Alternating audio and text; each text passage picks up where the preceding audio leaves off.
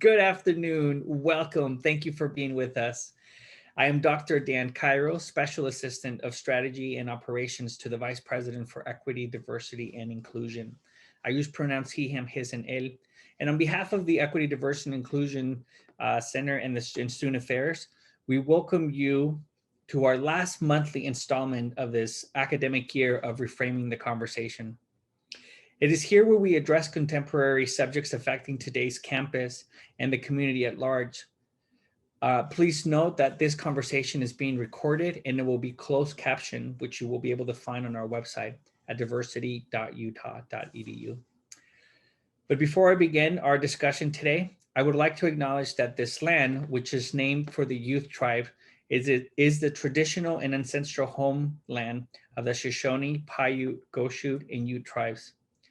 The University of Utah recognizes and respects the enduring relationship that exists between many Indigenous people and their traditional homeland. We respect the sovereign relationship between tribes, states, and the federal government, and we affirm that the University of Utah's commitment to a partnership with Native nations and urban Indian communities through research, education, and community outreach activities.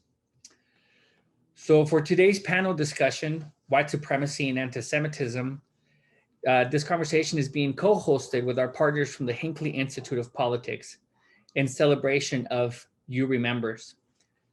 You Remembers reflects on the historical effects of racial discrimination and invites us to make connections between the past and contemporary social issues. This year's theme, Breaking the Silence, and events will aim to promote, to inspire our community to learn and become involved in combating the rise of anti-Semitism, moving from bystanders to active participants in the work eliminating hate in all its forms. To learn more about the week's activities, please visit diversity.utah.edu/you-remembers. Now it is my pleasure to introduce our partner from the Hinckley Institute of Politics, Molly Wheeler, who will bring remarks and introduce our mediator. Molly serves as the Managing Director of Community Outreach for the Hinckley Institute. She returned to the Hinckley Institute in 2018 after earning a master's in political sociology from the London School of Economics. Molly manages the Hinckley Forum Series, the Huntsman Seminar, and the Institute Office in Finances. Thank you, Dr. Cairo, for that introduction and for having me today. And thank you to everyone, panelists and audience members alike, for joining us for this important conversation. As Dr. Cairo mentioned, I'm here on behalf of the Hinckley Institute of Politics. The Hinckley Institute of Politics is a nonpartisan organization at the University of Utah. We provide an array of transformative experiences for students through internships, classes, and forums. Our Hinckley forums specifically seek to foster public discourse on the most current and pressing issues, bringing in local, national, and international thought leaders. Partnering with Equity, Diversity, and Inclusion on Reframing the Conversation series has allowed us to do just that. Today's Reframing the Conversation for You Remembers is both timely and critical. As a nation, we have seen horrifying increases in both white nationalism and anti-Semitism, as well as troubling decreases in Holocaust awareness, especially amongst younger generations. It is our hope that today's conversation can shed light on the insidious ways both white supremacy and anti-Semitism have been entrenched in our society and help envision a better way forward. I am honored to introduce our moderator for today's discussion, Dr. Maeera Shreiber. Maeera Shreiber is an associate professor in the Department of English at the University of Utah. She is the author of Singing in a Strange Land, Jewish American Poetry and Poetics from Stanford University Press, as well as numerous articles in journals such as the AJS Review, Proof Texts, and PMLA on poetry, religion, and Jewish thought. She was awarded fellowships through the Stanford Humanities Center, the National Humanities Endowment, and the Frankel Institute for Advanced Jewish Studies. Recently, she was a senior Fulbright scholar at Haifa University. And with that, I will turn the time over to Professor Shreiber. Thank you so much, Molly. And before we get started, I really want to thank EDI and the incredible staff that has shepherded us, prodded us, and urged us to really consider the urgency of this moment and the opportunity to speak with you all. We have 5 panelists today, and I'm going to introduce them to you, and then each of them will speak for 5 minutes or so and tell us about their particular perspective that they're bringing to this issue. And then we'll have time for response and ultimately for your questions and their answers. So our first participant, and I hope I will see them as I'm introducing them, Benedict Danse comes to us from first graduating from the University of Utah with degrees in English and history. She wrote her history senior seminar on how migration affected the genocide of Roma and Sinti during the Holocaust. While she was at the university, she completed an internship working at the Auschwitz Museum in Poland. Benedict will attend the University of Edinburgh in the fall, pursuing an MScR in collections and curating practices. She plans to focus on Holocaust museums, outreach, and education. Thank you. Preston Foster is now joining us. He's an assistant professor and director of public policy program at Oakwood University. In 1994, President Bill Clinton appointed Foster to a White House fellowship where he served as U.S. Deputy Assistant Secretary of Education. Foster has a bachelor's degree in business administration from Oakwood University and earned an MBA from the Kennedy School at Harvard. Preston is the founder of What They Should Say, a political communication platform, the United Collegiate Black Scholars, a public policy think tank. Thank you for joining us. And Dr. Nicole Hemmer is joining us as a associate research scholar with the Obama Presidency Oral History Project at Columbia University and author of Messengers of the Right, Conservative Media and the Transformation of American Politics. She's the creator and host of the podcast A12, The Story of Charlottesville, and co-hosts the podcast Past, Present, and This Day in Esoteric Political History. She also writes a weekly column for CNN Opinion. Rabbi Micah Hyman is joining us, where he is the executive director of San Luis Obispo Hillel, a 4th-generation Californian. He served at Cap-Ramah, UCLA Medical Center, Jewish museums in Tel Aviv, New York, and abroad teaching experiential and teaching experiential education and Jewish material culture. Thank you so much for joining us, Rabbi Hyman. Dr. J. Jacobson, our final conversant today.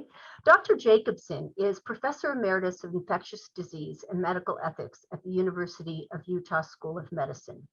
He trained at the U of Florida, the CDC, and the University of Utah. He served on the AMA's Council of Ethical and Judicial Affairs, the American College of Physicians' Ethics and Human Rights Committee, local ethics committees, and chaired the School of Medicine's Institutional Review.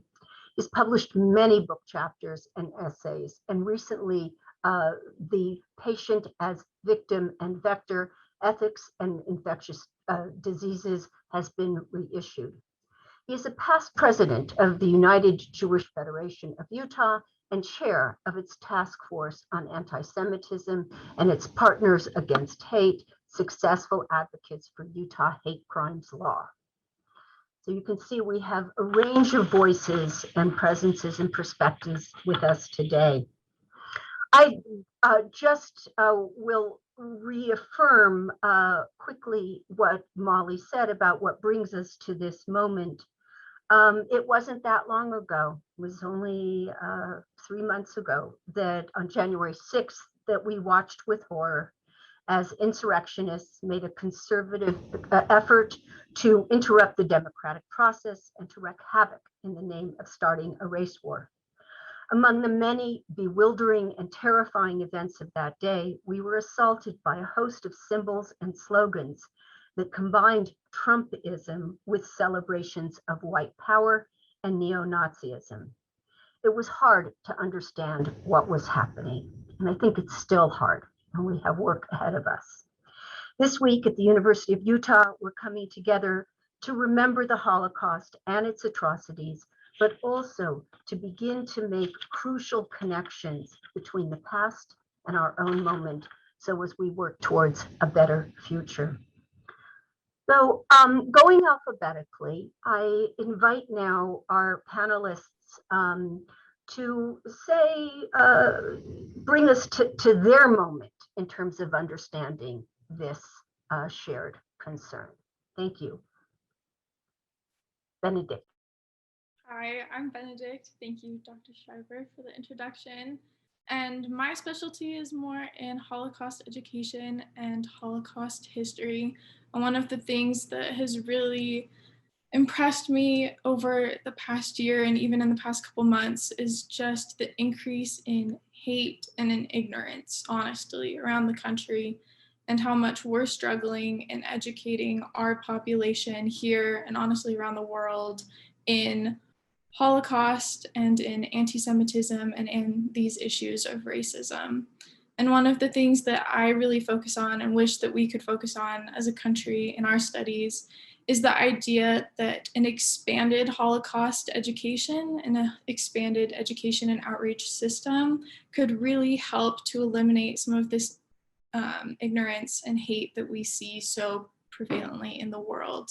Because I think a lot of times we forget that not only were 6 million Jews murdered during the Holocaust, but the Roma and Sinti were also targeted, and the Africans and those who were in the LGBTQ community and the disabled and so many others who were considered lesser by the Nazi regime. And I think if we worked to expand the education and outreach system so that we talked about all of these issues and all of the steps that slowly led to the extermination of all of these people, that it could really help in these issues of modern anti-Semitism and these issues of white supremacy and racism. Because I think there are just so many ignorant people and there's so much hate because people don't know and they don't understand. In some recent surveys, it was shown that in people under 40, 1 in 10 hadn't even heard the word Holocaust in the United States, and that 23% believed that the Holocaust was a myth that had been manufactured by the Jewish people to gain sympathy, they say. And I think that's one of the things that we really need to focus on combating, because every single day across the nation and across the world, we're seeing an increase in anti-Semitic attacks, and we're seeing this increase of hate. And I think if we really banded together to try and stop all of these things and to expand our knowledge and our education and our acceptance of everyone, then we could really work on moving forward and helping to prevent this spread of hate. It's a powerful opening for us. Thank you. Preston, would you take it, pick up, expand? Yes, please. And please forgive me for reading what I want to say, but I want to make sure that I say it as intended. If we honestly pursue the truth of this matter, no one will be made to feel more comfortable. The anti-Semitist feature of white supremacy in the United States has its roots not in race, but in religion, and not the religion of the Jews. White supremacy in America and also in Nazi Germany is and was grounded in a Christian exceptionalist model. The political doctrine of manifest destiny grows from this. The American brand of manifest destiny and the Nazi brand of it are separated more by language and an ocean than by time or ideology. The notion that God has a chosen people is strangely ironic to those who care about this conversation. More ironic, perhaps, is the possibility that white supremacist anti-Semitism grows, at least in part, out of the fear that Jews are indeed the chosen people. That fear causes white supremacists to view Jewish influence to be threatening and disproportionate. This dung makes for good fertilizer for conspiracy theories and the justification of hate. Still, the strongest root of white supremacist anti-Semitism is majoritarian Christian exceptionalism. Quote, "America must remain Protestant," unquote, said the imperial wizard of the Ku Klux Klan in 1926. According to Professor Edwin Goldstad, author of Proclaim Liberty Throughout the Land, A History of Church and State in America, the catalyst for the creation of the Anti-Defamation League was a response to the perceived threat to Protestant dominance posed by the accelerating immigration of Jews to the US in the early 20th century. However, the evidence of white Christian supremacy in America precedes the Grand Wizard's declaration by at least 136 years. In 1790, during his first year in office, Jews in Rhode Island had cause to petition President George Washington to form a government that, quote, "gives no sanction to bigotry and no assistance to persecution, but generally affords to all liberties of conscience and immunities of citizenship," close quote. Washington's minimal success in doing so made the toleration of Jews into an early American accomplishment. The root of majoritarian white Christian supremacy continues to yield strange fruit from Jews as well as from Blacks. The current pattern of violence against Jews and synagogues reminds us far too often of the costs of avoiding this discomforting fact. Thank you. Well, Professor Foster, thank you. You have broken some silence. And I really appreciate the topics you're bringing before us. Professor Hemmer. So I'm going to approach this from the coverage and conversations I had during and after the violence in Charlottesville in 2017. This is a moment that predates the Tree of Life massacre, that predates the assault on the Capitol, and that was, for many Jewish people in Charlottesville, a really shocking period. Because even though many of the people I talked to had experienced anti-Semitism in their lives, the idea of a kind of physically violent, virulent, neo-Nazi anti-Semitism was something that many people said was foreign to them. It literally foreign. So Risa Golyaboff, who's the dean of the University of Virginia Law School, talked about how a year before the attacks in Charlottesville, she had been in Germany and gone to synagogue there. And as she was leaving the synagogue with her family, the rabbi was walking out with them, and he took off all of his Jewish identifying clothing. And she was shocked by this. And he said, well, it's not safe to walk out in this clothing. And she remembered marveling that it was so different in Germany compared to Charlottesville. And she found herself in the summer of 2017 wondering if her children should walk out on the streets of Charlottesville in Jewish identifying clothing. And it was a summer of real trauma for many Charlottesvillians, including Jewish Charlottesvillians, who were confronted with a kind of legacy of anti-Semitism that they had talked about with their parents and their grandparents, but were experiencing in a visceral way, many of them for the first time, although there were Holocaust survivors in the synagogue community who felt the echoes of the experiences of the 1940s. What was foreign wasn't just that the neo-Nazi symbology and the German phrases that were being thrown around were familiar, but something that had not been part of their everyday lives, but also that it marched side by side with neo-Confederate imagery, right, on the streets of Charlottesville throughout the summer of 2017. This was an event that took months to unfold and sort of climaxed in the events of August 11th and August 12th. There was this mix of anti-Black and anti-Semitic rhetoric and violence.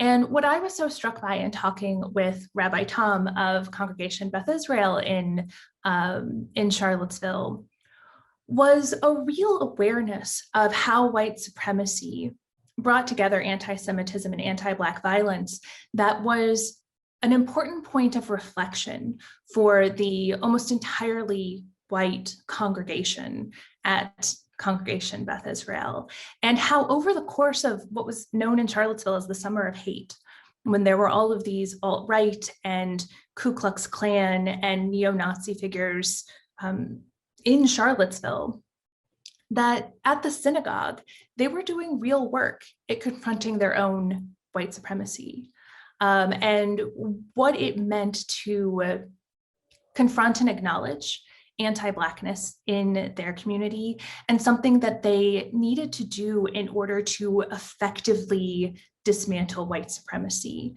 What that led to in Charlottesville were interfaith dialogues, interfaith activism, cross-racial activism, and a real response that the Holocaust survivor in the synagogue pointed to. And he said, this was what was missing, right? We didn't have communities coming together to protect us in the same way during the Holocaust. And pointing to the way that Charlottesvillians across the board rallied to protect the vulnerable communities, including how vulnerable communities looked inward in order to make sure that they were doing the work of dismantling white supremacy. So I thought I'd throw that out there as the perspective of a really a community that was under attack for several months during 2017.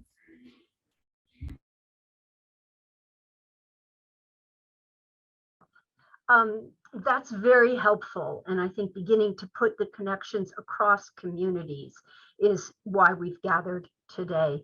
Rabbi Hyman, and then Dr. Jacobson.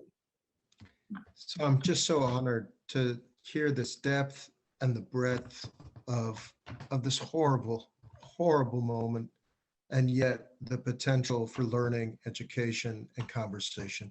This evening is Holocaust Memorial Day. It is also called Yom HaShoah. Shoah means abysmal, the abyss, the kind of radical horror that we as people and as a world experienced collectively all those years ago. And yet the abysmal silence is not just inappropriate, but a sin in the highest way, to remain silent in the face of current hatred, anti-Semitism, violence against other people, whether that be African Americans, Asians, LGBT. Benedict, you mentioned them, and Nicole, you as well. And just even in the Walmart shooting as well, for a Latino man to say, we are the new Jews, we are saying never again, again. And so here, having this title, Be Breaking the Silence, that is very much the commandment that we all must face, which is not to give Hitler a posthumous victory. And that is where anti-Semitism and white supremacy have this nexus.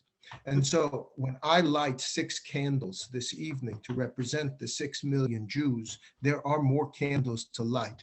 As Benedict has talked about the Roma, we light other candles to recognize how great the loss was during that period. We light continual candles to the vigilance to protest the current denigration, violence, and death of those. We also acknowledge the suffering of all people within humanity, not simply as a unique people, but for all and suffering. And so how do we see ourselves as the Jewish people both as a part, the Holocaust was a unique moment for the Jewish people and history, and it will remain that way. But to remain exclusive is a sin. This is the third commandment that people misread, which is not to take God's name in vain, isn't to say, gosh, darn it, I'm being colloquial. It's lo yiyeh leshav. The word shav and shoah are the same. To not make God's name, the divine, abysmal, silent, without reaction. And so here in each and every occasion that we have to connect the dots, as we're doing in Utah. If you told me 2 months ago that I'd be sitting at a conference in Utah talking about anti-Semitism, I would say, really? Zoom that. And here we are to begin that conversation and to continue it and to grow in health and in strength with all of you.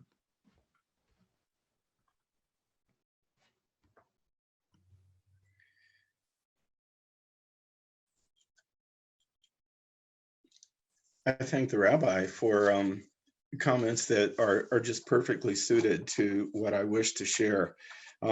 Utah, where I live, is called Zion, where there is a mosque on the west bank of the Jordan River, and where Jews are called Gentiles. As Maeera has said, it is indeed a strange land in which to discuss anti-Semitism. And as Professor Foster has suggested, it's also a land which has borne strange fruit in terms of disseminating some of the anger and hostility that we'll be talking about today. It's hard to discuss this because it's woefully underreported. Utah reports an average of about 65 hate crimes per year in a population above 3 million. In 2019, it reported just 18. But when we had the ADL education director engage with our religious school students, virtually every one of them could recall at least once being teased, harassed, or stigmatized for being Jewish. I will focus not on what's been done to us, but on what we're doing and with whom to make our community safer and more respectful of Jews and other targeted minorities. I've led a congregation and served on the Jewish Federation board, but those were opportunities to assist and direct, not the responsibility to warn and protect. In 2017, as almost each of you has mentioned, Charlottesville was an incredible moment for our Jewish community. But I also learned in 2017 that anti-Semitic incidents in the US and hate crimes rose by an unprecedented 60%. I'm an epidemiologist, and I was alarmed. But that was a quiet year for infectious disease, and I picked that year to retire. And unaccustomed to being unemployed, I was quickly drafted to be the Federation's president in 2018. And with anti-Semitism continuing to rise, our role and priorities had to change. We formed the Taskforce on Anti-Semitism and Community Relations. Tragically and too soon, we had to respond to the unprecedented killing of 11 Jews at their synagogue in Pittsburgh. We spoke out in our local media and helped organize memorial vigils at our congregations. Elected officials and faith leaders of all denominations joined in expressing consolation and support. The next month in our community, an angry man brandishing a metal pipe yelled, "I'm here to kill a Mexican." He attacked and nearly killed a 19-year-old Mexican-American man and injured his father. Under Utah law, he could not be charged with a hate crime because our statute was limited to misdemeanors. That attack and several assaults on gay men led our task force to invite leaders of all targeted groups to join us as partners against hate. With leaders of the African American, Muslim, Hispanic, LGBTQ, and Jewish communities, the Interfaith Roundtable, and our county attorney, We collectively and successfully advocated for our long delayed but effective hate crimes law. We published a booklet about the rising incidence of hate crimes, how to respond to hate speech, and how to report hate crimes. We've held and participated in public meetings focused on anti-Semitism. We've urged our mayor to make our city a national example of equity and respect in government, law enforcement, education, and the public square. The mayor's office and the city library invited us to organize a community conversation webinar. And in November of 2020, when the FBI released its hate crimes report, we presented our program on the acceleration and redirection, and as was just pointed out, the increasing violence of hate crimes. A Muslim scholar moderated our panel of experts who came from the Southern Poverty Law Center, the National Hispanic Media Coalition, and the Western States Center. The discussion drew an audience of 300 and has been viewed over 1,400 times. We've responded to anti-Semitic incidents in our schools, which led to investigations and some corrective measures. We've requested many school principals and school boards to implement anti-bias curriculum and student engagement programs rather than pursuing only punitive measures for the most egregious offenses.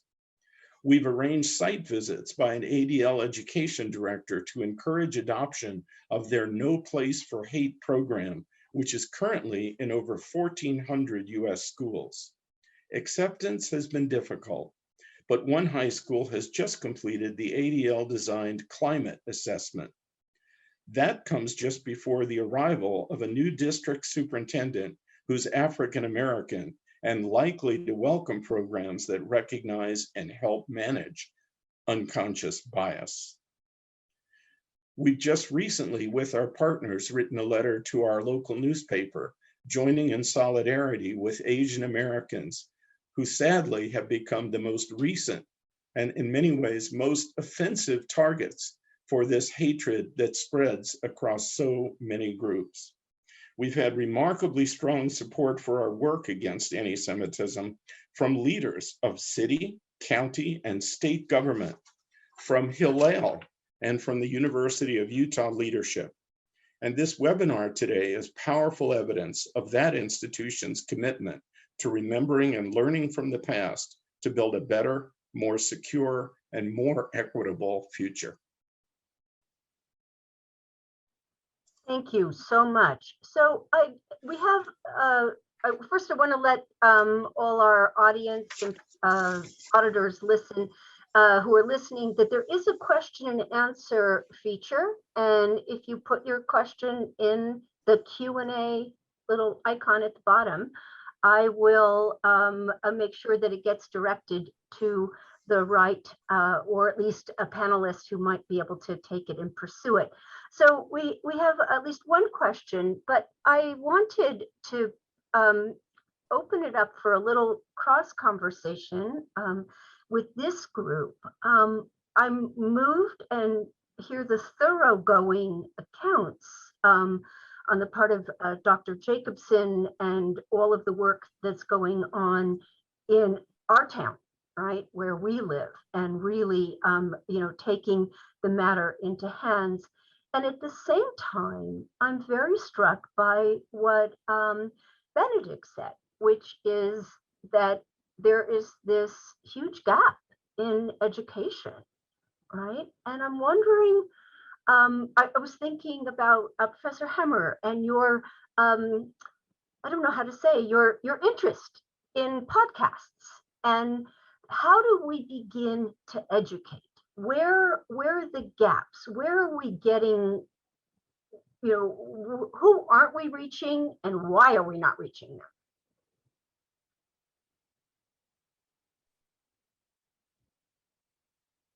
All at once.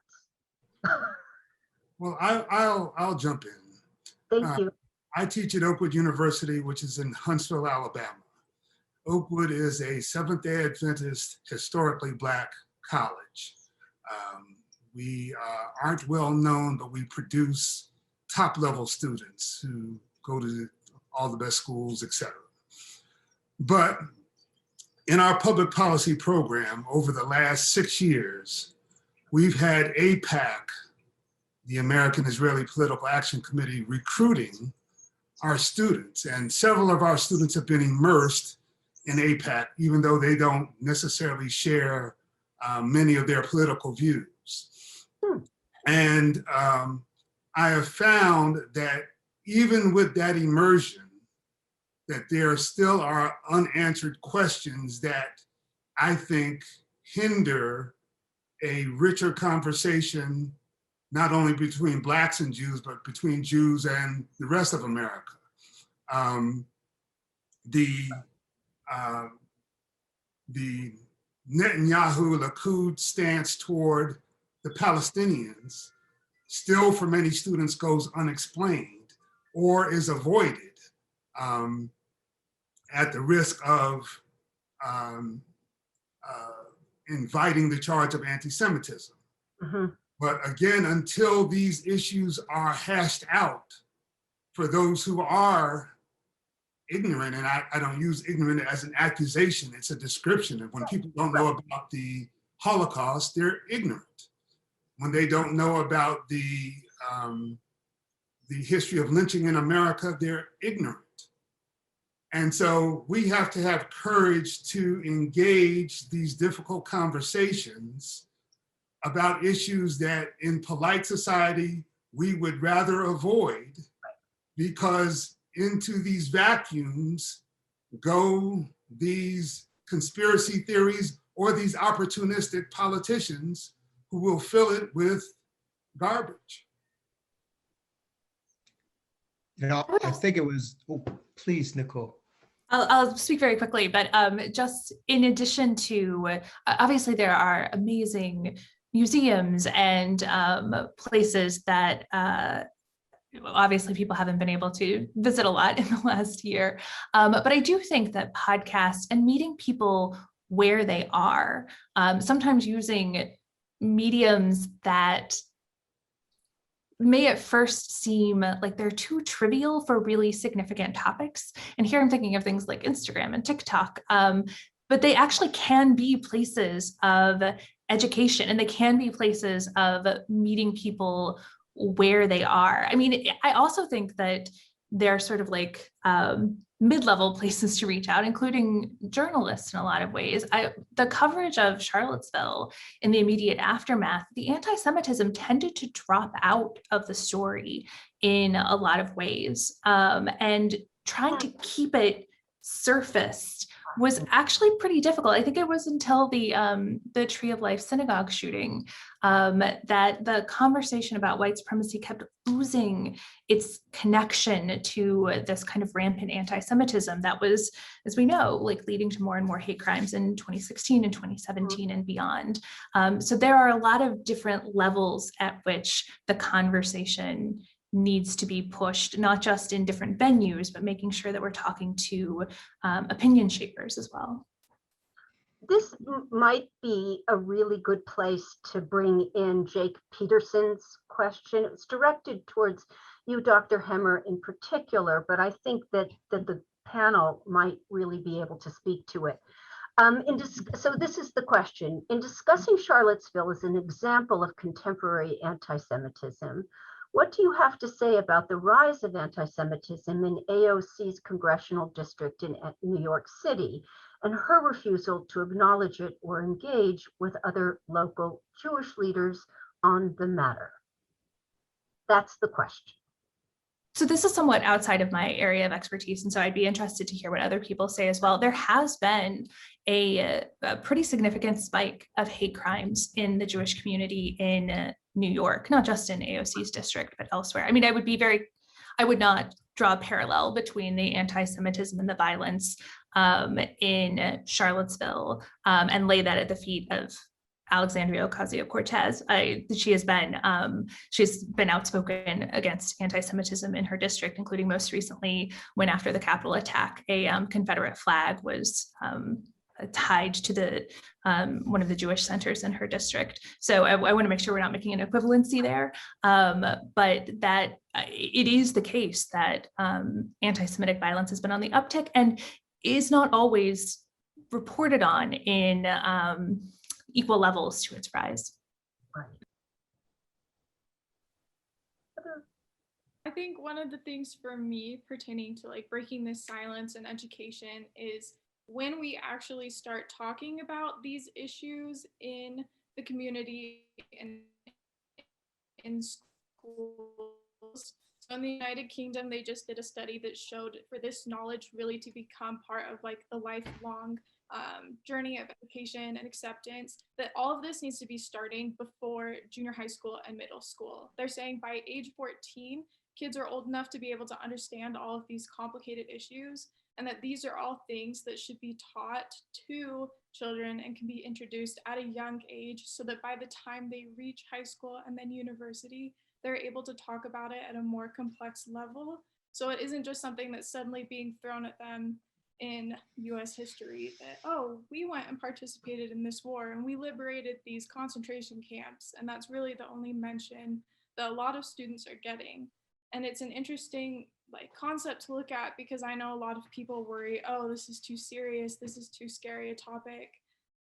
But the University of Nagasaki, outside of where the bombings took place, also did a study showing that at 11 and 12, that's when you should introduce all of these topics.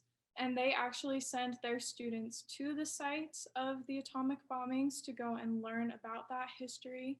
And it's interesting to look at that and how early they introduce that to students versus when we start talking about it and what we feel is acceptable to bring up with kids and with youth and just as a general public. Right. I wonder if I could just jump in because I think maybe even unintentionally, we've expanded our understanding or maybe the audience's understanding of anti-Semitism. What AOC and another one of her congressional colleagues have talked about is as much grounded in their concern for the Palestinians in Israel, as Professor Foster has mentioned earlier. I think the challenge here is the idea of negotiating the discussion from what could be considered anti-Israeli or anti-government to anti-Jewish or anti-Semitic. And just speaking about lack of knowledge, many Americans who are very angry with Jews have made the assumption that they're all citizens of Israel, and it's somehow their responsibility to control the political environment there. So let me build on that a little bit, but first highlight that's a part actually of the transition of anti-Semitism, as the panelists, particularly Professor Foster, pointed out, from something that both originally began as an anti-religious feeling, then morphed into an anti-racial feeling, and now is, in a sense, an anti-national feeling as well, which is blending all of those things in a very cavalier way. The idea that education is a solution to this problem is really tempting to me. I'm an educator as well, but I have to tell you that my experience with my colleagues in medicine has repeatedly demonstrated to me that education is an insufficient way to change what's more important.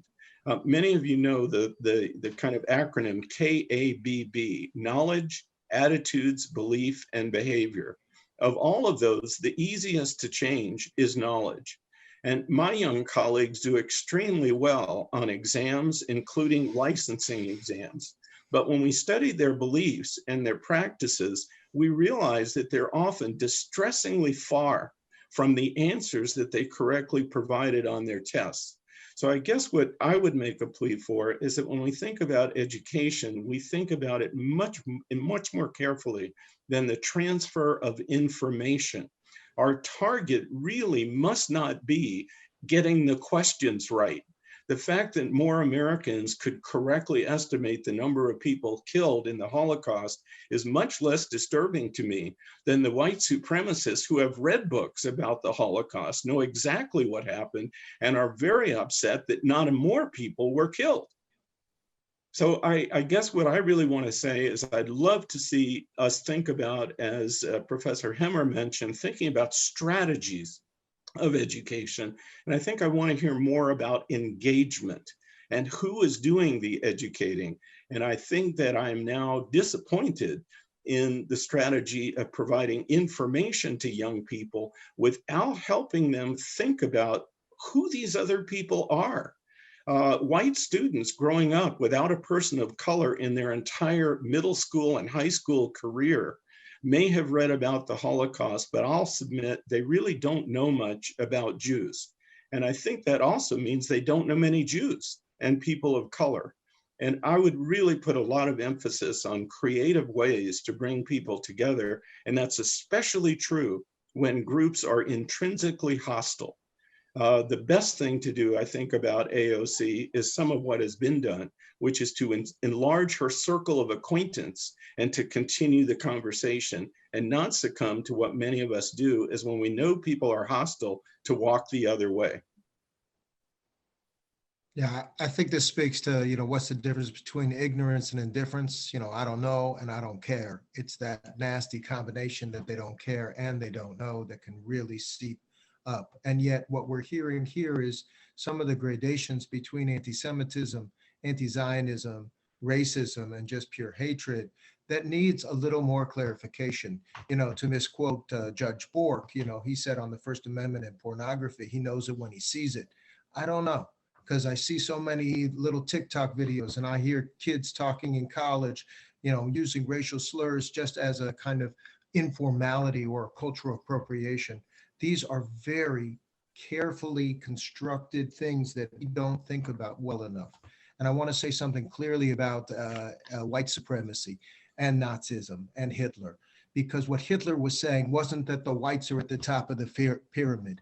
He was saying that Jews were subhuman. And I think if we hear some of this hatred that is coming up against all of these people and as they're alien, I just want to take a moment and talk about this nasty Marjorie Taylor Greene talking about Jews creating a laser from outer space to create the terrible forest fires in California. What she's doing is making me alien. She's making me unhuman. She's telling me I am not just an American citizen, I am not human. This is not a pyramid scheme that we can tolerate. And so we have to invert that to have these conversations. And Preston, I look forward to that conversation, which I've had at APEC. What is anti-Semitism and what is Zionism? What is a support of Israel that is healthy? What is a support of Palestinians, indigenous and Arab Israelis that can truly speak to one another? And let's just call it. We need to do a better job between Jews and Blacks to show the complications and our shared history. It is not cultural appropriation to use the story of Exodus for an African-American experience, nor is it a cultural appropriation if I share my marching with Martin Luther King just as Heschel had. And yet we have to do a better job of communicating to one another and expanding this conversation as we are right now. I truly wish we had an Indigenous person on this panel as well to talk about some of their connectivity between racism, hatred against their Indigenous people, as we mention their land grant, as we do each and every time. Let not that be a footnote. Let that be a marker and a sign for us to communicate as we are now. Unmute. Professor Foster, I'm really glad that Rabbi Hyman raised questions about the specificity of the issues, as did Dr. Jacobson.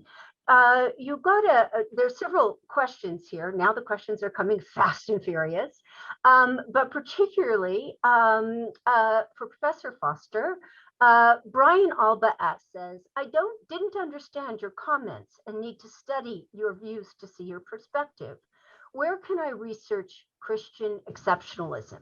Is it correct to conclude that the basis of your comments suggest white supremacist Christians are supremacists because God had a chosen people? Not sure if I understood. I'm a Christian, never have been taught to hate anyone. On contrary, Christianity, as Brian understands it, is all about love and inclusion.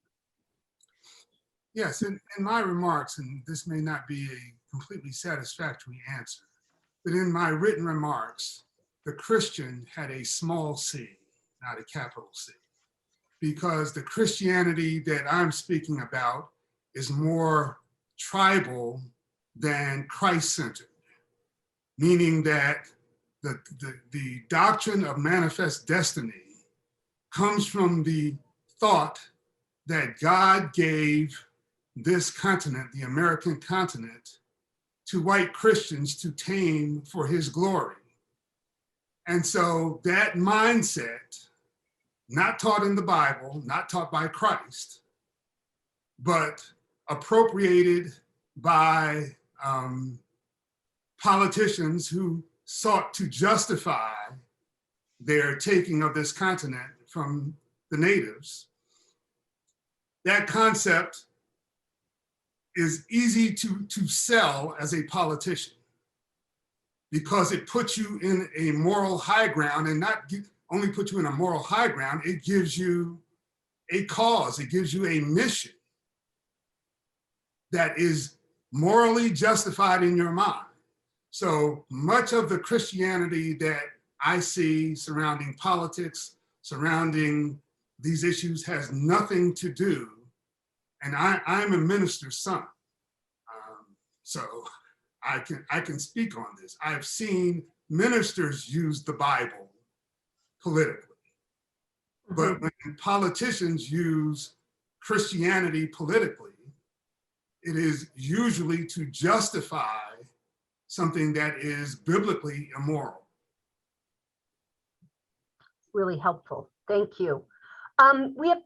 There's two questions that are refractions of each other, and I'll just open this up to the panelists as a group. It's about education. Brandon Gresham starts by saying, I spent 2 years at age 19 serving an LDS mission in Brazil. Based on my family's historically close ties to white separatism in the 80s and 90s, I believe this experience in Brazil in 93, 95 had a significant significant impact on my ability to tease out the false narrative sold to me by those circles.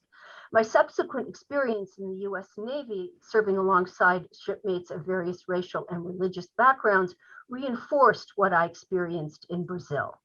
I would propose that a formal education isn't the best tool, but a practical one.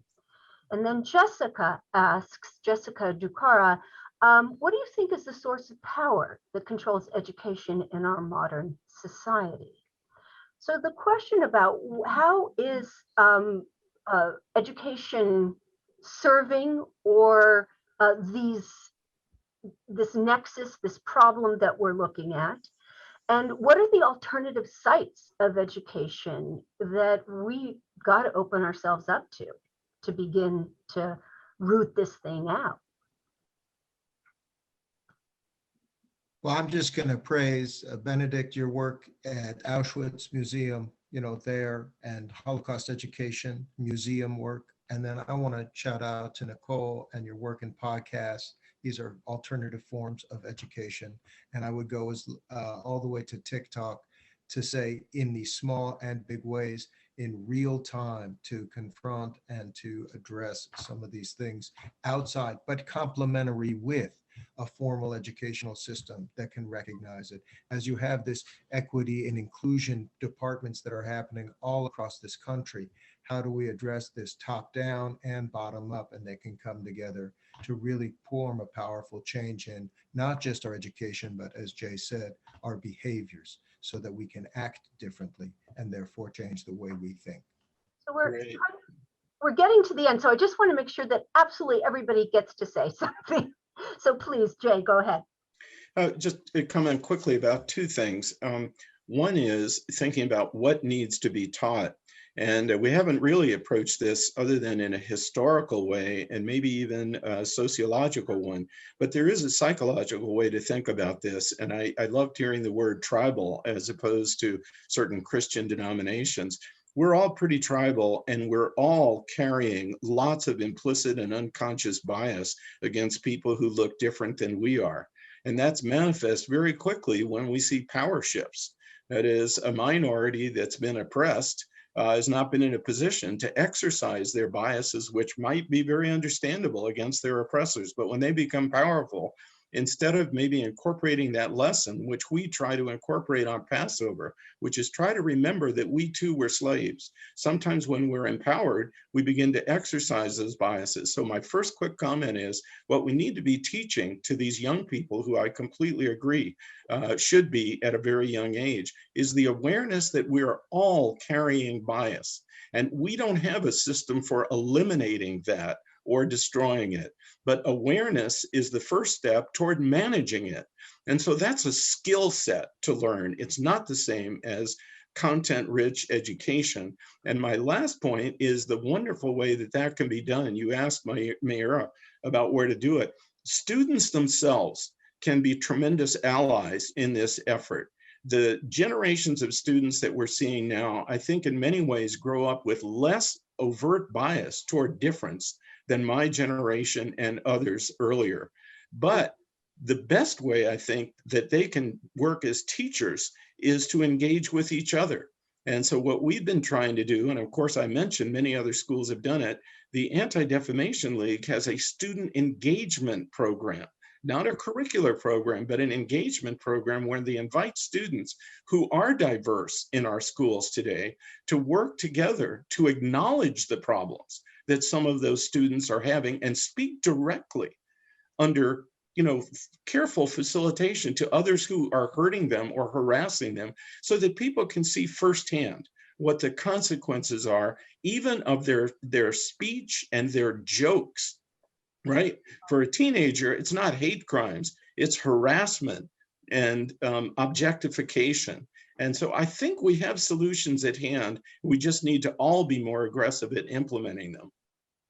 I think adding on to that, we need to work on finding a balance between our education, our experience, and our outreach. I know in a lot of other countries, they actually have their students after graduating spend a year either doing Holocaust education, community service, military service, and all of these different things. And I worked with a lot of students at the museum who were from other countries, and this was part of their year of education and experience, where they were able to go to these places and learn firsthand and see and feel all of the different things. And we need to be better, I think, in the US about combining all of this. And instead of just giving the facts and the statistics, being able to show like, these are the people, these are their experiences, bringing people in from the community to speak, being able to go and visit museums and other places, and being able to combine it all with social media and more modern ways to communicate to a younger audience.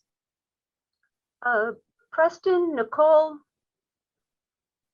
I would just add very quickly that in addition to all of these wonderful content resources, also teaching people about misinformation and how, and the tactics used by people who are trying to recruit others into systems of white supremacy and anti-Semitism, because those jokes often are a recruiting tool. Yes.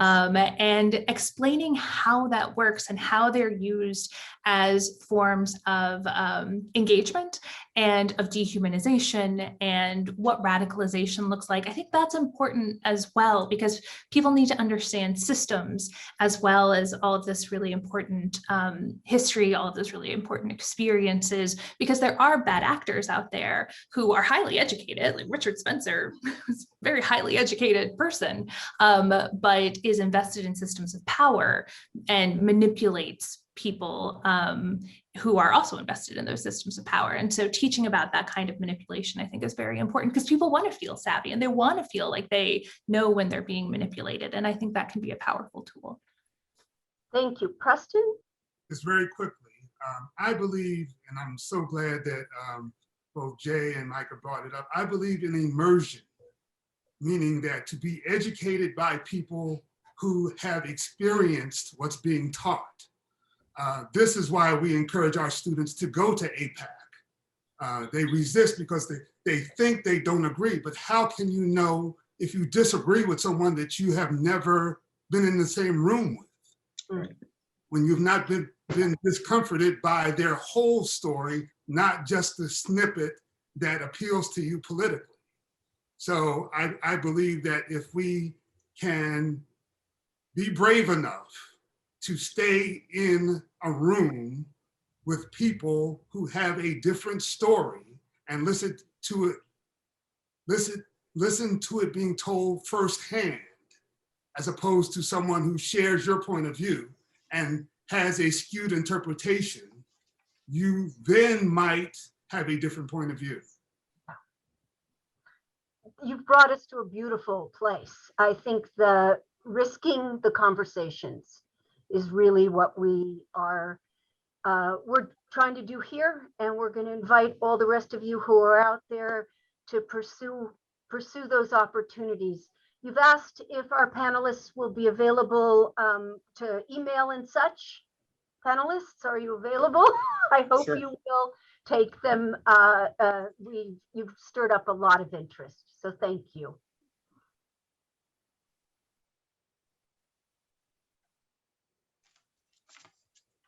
I am muted. All right. Thank you so much for moderator, Dr. Marian Shreiber, and to the panelists for the inspiring and enlightening discussion on the connections between the Holocaust, white supremacy, and anti-Semitism. It was powerful. Thank you. Thank you to the Hinckley Institute for their continued partnership with the Reframing the Conversation panel series, and KRCL, who will be rebroadcasting this session on their program Radioactive. Thank you to the entire You Remembers Planning Committee for planning another week of inspiring events. And please register to join us for, on Friday at noon, where the next keynote will speak will be Vlad Kakin, the National Director of Programs on Anti-Semitism at the Anti-Defamation League. To learn more about this week's events, please visit our website at diversity.utah.edu/U-remembers. Thank you. Have a lovely day.